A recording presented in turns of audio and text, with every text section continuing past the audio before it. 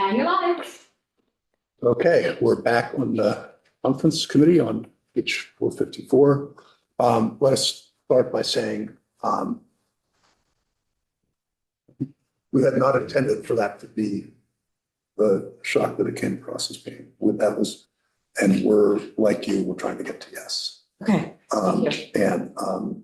So, but just a little background on where the weights came from. And by the way, we're going to make a proposal that goes back to where we were. Okay. Without doing with weights. That's delightful. Thank you. Any of those issues. Mhm. Because it didn't, the intent was never to be in, but from the perspective, and a lot of angst about this, both from the academies that have the CTEs and the academies that have historically set tuition. They agreed to give up the ability to set tuition, which was, that's a huge thing after 200 years of setting tuition and having the relationships with the communities. But they looked at it, but within the context of a weight for high school, it worked. And so because there were always weights in the high school weights in the bills as they went through. And that was back then. Through the Senate. Yes.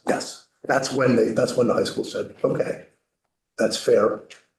And then when the weights went away, it was, oh my God, what have we, this isn't going to work. And so both it relates to the two that have the integrated CTEs or the comprehensive CTEs, and the two that don't. That tuition then, giving up the ability to set tuition without having a high school weight is like panic material. So what we would propose is that rather than do everything that was there, is just to simply say that the high schools, the academies, those schools that set tuition, just continue to do so under this without a date at which it stops. There will be the study that's coming that actually came out of the Senate version, I think. And if, then we'll see what that says, and then that gets discussed. So it's just that there's the starting point of the status quo rather than changing before there's a knowledge of what is to come. So that's it. So let me just ask a couple of questions here. So you'd like the independent schools to be able to continue to charge tuitions. I mean, you said academies, but I assume you mean all. The ones who set tuition, the ones that can set tuition. Those are all independent schools. Well, a lot of them can get the average, right? But it's, I mean, they send a bill. Yes. That's state Yes. position. Yes. Just one thing. Okay, so I mean, there's no anticipated change in that until we change to a foundation formula anyway. Okay, so then we change to a foundation formula, and what you're saying is, and you still want the status quo. Not necessarily. If the change comes, the study is done, the analysis is done, and it makes sense. Well, the weight study that's in this bill. Yeah. And then, that gets, if it makes sense, they all voluntarily said we'll give up the ability because that looks like it's fair. And I would anticipate that would happen again, or just happen by legislation. It's just that we'd rather have the starting point be that the status quo stays in place until it's changed. It's not saying it won't be changed or shouldn't be. I'm a little curious as to what happens if the independent schools are unhappy with what the number ends up, and they say, well, actually, that's still not enough. We're going to continue, need to have the status quo continue. So we have districts receiving $15,000, $16,000 per student, and Burton Academy charging $19,000 a student. Where does that happen? Where's the difference happen? The goal is, we're dealing in trust here. Right now, they set their tuition, right? Now we're going forward, we're setting their tuition. It coming with child. If you run a whole school district, and when we started this discussion, there was a wait for CTE and there was a wait for high schools, for secondary schools. I don't remember there being. There was a wait when the first Tammy Colby numbers were used. When she recalibrated, there was no wait going away because they didn't see there being any Difference in cost. difference in costs. But we don't Well- believe less. Some, not everybody believes that everything she says is carved in tablets of stone. Okay. And that there's no CTE weight in this. If you don't run, it's the same deal we did with childcare. You know, you use the money you made because you needed fewer people to supervise 3-year-olds than 3-month-olds. And when we took the 3-year-olds off into pre-K, they weren't able to support the infants, and we had to deal with that. And when you. And so are you saying in, schools, you're saying in a fully operating district, things balance out? they can balance out, Non-operating but the district other is- ones can't. That's the- And the other ones that are carrying a CTE can't either. They are nervous. I don't have any of those schools. It's not my issue. But we're doing a lot in this bill to offset present anxiety because no one can visualize the future state. Yeah.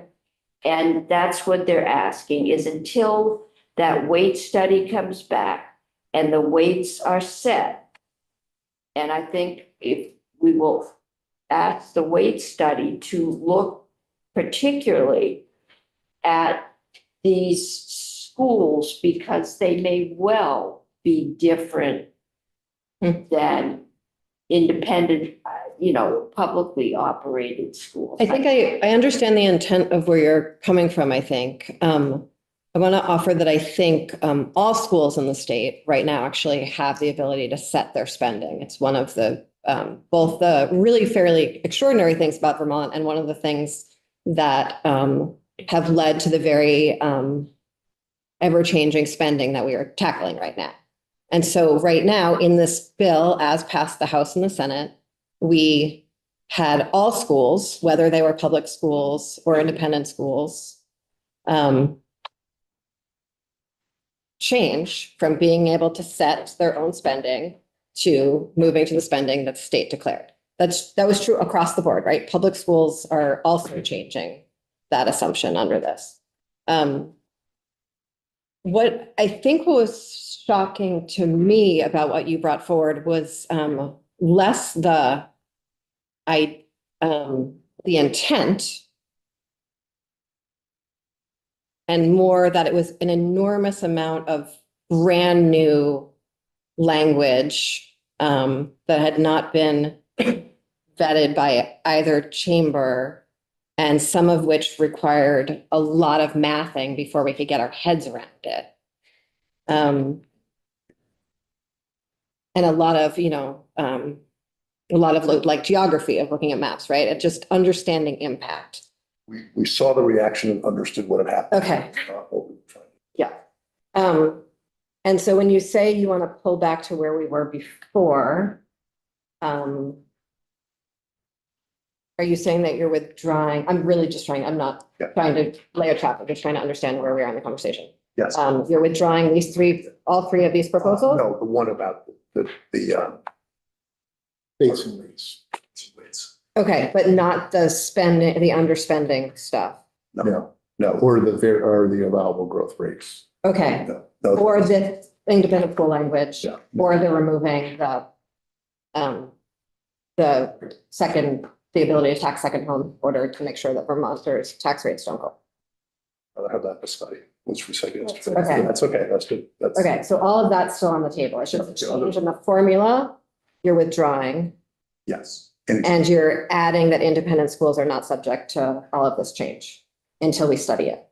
Well, yeah, until the study or until things change. Just, it's a matter of the Okay. starting point. Until the weight is set. It's a Okay. matter of whether it starts one way or the starting point is another. I want to offer that the part that was so, the underspending proposal was. the I one need that a was- clarification here. Okay. You are pulling back everything you put on the table? No, Just the it's changes. the parts about the weights and the, Okay, And a changed base and the weights. okay. I think the underspending part also, I need a lot to catch up on. That, what I heard from you all was, maybe even not full agreement on what that proposal should be. oh, do you mean the default in particular? Yes, the Yeah. default tax rate, The whether it's going to cover itself. If the default is 100%, that's fine. Okay, In the instance of a failed vote. Yeah. They can't vote on anything, they can't have percentage other than 100. They just get off. Only which are accomplished is the communities that want to spend. um, And then we kind of put a simple ladder. and have you, I don't want to put more pressure on staff in a sort of ever-changing environment, but have you had an opportunity to have it modeled whether or not on a district by district basis, this would actually cover the costs needed in the education fund if districts underspend? The answer is. It's not something that can be modeled because we don't know which districts may or may not. We do know that if every Yes, of district, course, if every district did it, would work. Yes, I Right. understand that. and I think we pretty much know that districts that have lower income, lower property wealth tend to vote for. That's actually not, that's one of the things that's most striking to me about all of this. That's not strangely true. I would disagree with you. Okay, I feel like We we've can looked at that disagree. research together a number of Disagree. times. Okay. I'm pretty comfortable that if everybody did, it would be 113 million to the good that, Sure, but not everyone will do it. no, if I don't think that it would change it from a positive to a negative. Okay, I'm bending over backwards to make sure the administration understands that what we're doing is not going to cost more than current law. I And appreciate that.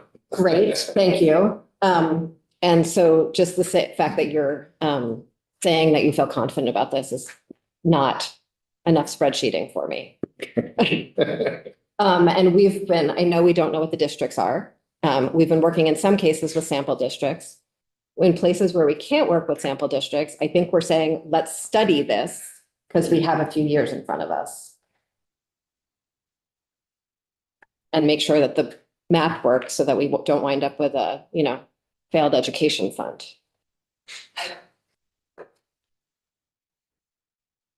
We've got several factors going here. We need to reassure the third party not at this table. But we also have caucus members. of Absolutely. one thing, whose towns have seen that spreadsheet that says if we put these base and weights in place today, you're gonna see a 30% tax increase. Nobody wants to go home and have their friends and neighbors screaming, Mhm. what are you doing? And we've got the other group that are seeing a 20% spending decrease and all of which is totally, no one's proposing doing that. It's irrelevant. And I think But that doesn't solve the problem. What I think some people in the caucus are looking for is saying, see, we've given you this out. I would feel more comfortable waiting. to work on it next year. Yeah, but we have to get the votes to get this bill out this year. And B, we have to go home and be able to talk to people. Mhm. And I think that's the balance. We're in here with our charts and our graphs Yeah. and our blinkers on. But either tomorrow or Monday or Tuesday, we're gonna be out there with them. And we're going to have to be able to explain either we're dealing with this or this is how we intend to deal with this. Or there's no way any one of us is pulling the trigger on this if we're gonna see, financially strapped communities see a 30% increase in their taxes. I appreciate that. I'm concerned that passing a completely unvetted proposal will also cause significant damage to people's property tax rates and trust in government and schools. And I'm concerned that also continuing to talk about the scale of the tax rate changes in dramatic terms is going to further exacerbate that fear when we are doing a great deal within the bill to mitigate that. And so I want us to be very careful about We are. that. I just need to Okay. add that I think you're absolutely right. We need to go out and be able to talk to people tomorrow. I can't even tell my colleagues what the implications of this are and what it means. I mean, it's so Which- far outside this would be the calculation of tuition and all of what is in here and the ballot and what the voting means and all of that. That's what we're here to deal Yes, we've got 147 other people who are going to need to understand this. with. I only have, what do I have, 27? Yes, I'll say we're in the waning hours, and this is a significant proposal that we would normally take several weeks of testimony on. And we're receiving it at the 11th hour. It was not in either of our proposals.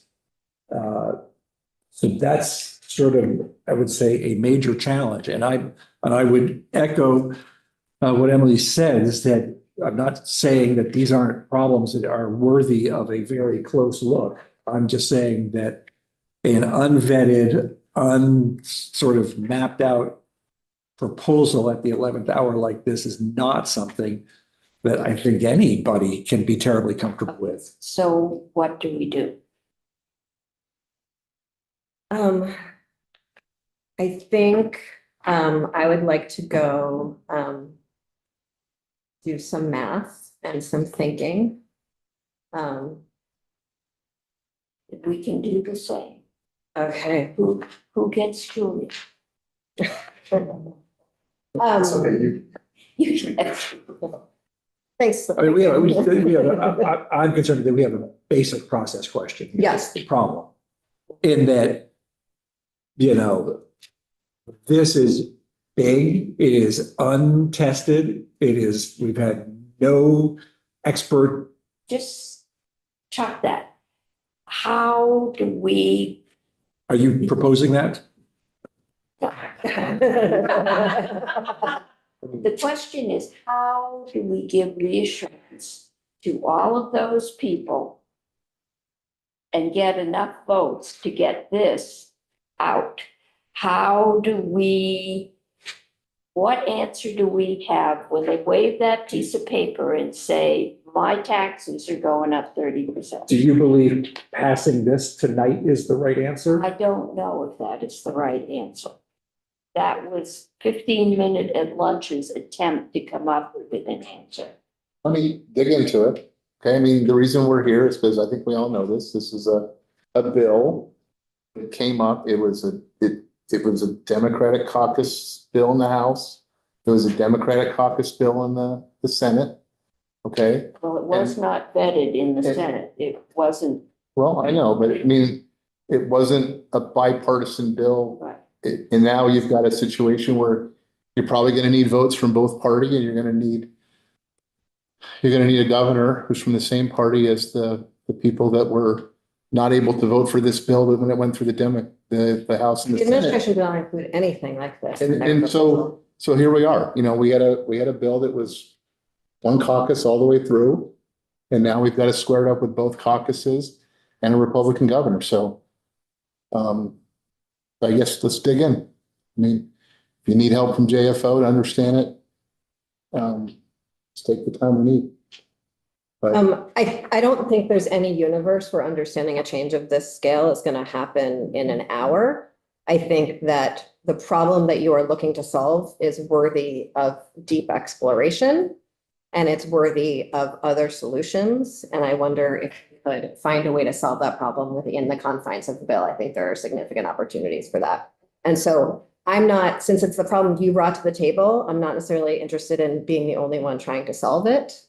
So I would ask you all during the break to think of other ways to solve it that are less dramatic than this. I think that it is a problem. No, I think it's a problem. Absolutely a problem. 100% a problem. Okay. That's why, and I think there's a lot in this bill that helps solve it, and I think we could add more. Okay. More. Yes, that you're saying that it is, if this bill does not seek to solve the problem, that the way a foundation formula works is some people are, it's going to be balanced and leveled, and some win, some lose. That is why there is a proposal in here for a homestead exemption, as why there is a proposal that you made, that we agreed with, to phase things in. But we have not seen that the homestead exemption, what its impact will be. We know who the low spending towns are. We know who the financially challenged towns are. We just haven't had a chance to see that that homestead exemption will help them. Will it? Okay, maybe that's something we could look at after a break. Yeah. And I need to go back to this concept of continuing to charge tuition in a world where the districts themselves that would be paying that tuition aren't receiving that amount of money. Your proposal, you didn't give us any paperwork, but you said what we'd like to do is have the academies and in all independent schools continue to be able to charge tuition. current law, let's go to current law. All I'm asking is that in the future world where we have moved to a foundation formula, does that come to an end? Well, I think what we're waiting to see, I think right now what we're seeing, at least what's passed through the House, what's passed through the Senate, is a set of weights that is geared towards a K through 12 district, a K through 12 system where money is fungible, whether it's secondary or CTE or anything else, okay? But our receiving schools are not K through 12 districts. They educate a certain grade. They might have a special CTE, for example. And so bases and weights that are set up for K through 12 districts where money is fungible, wherever the money needs to go in the district, don't work for schools that are grade specific or mission specific, right? And so what we need to see is a set of weights that are not K through 12, but are actually a little more surgical than that. And Senator Beck, I don't want to argue with you about this because I think we just have a difference of opinion about how the math works, but I just want to say this in order to sort of correct the House record, that it was not designed as a system where the money is fungible. It was developed because there was no evidence that educating high school students was more expensive than educating primary school students. That is possibly because high school happens at a greater scale than elementary school. I don't know the exact reasons for it. I have not been able to do the research myself, but that is why those weights are set up that way. It's not because money is fungible. Well, I think we should take a break. let's got respond first. Whoever, Yes. okay, and they could have just gone over to AOE and looked at the data. Sure. I mean, the administration also did not propose a high school weight with their data. So, Let's come back.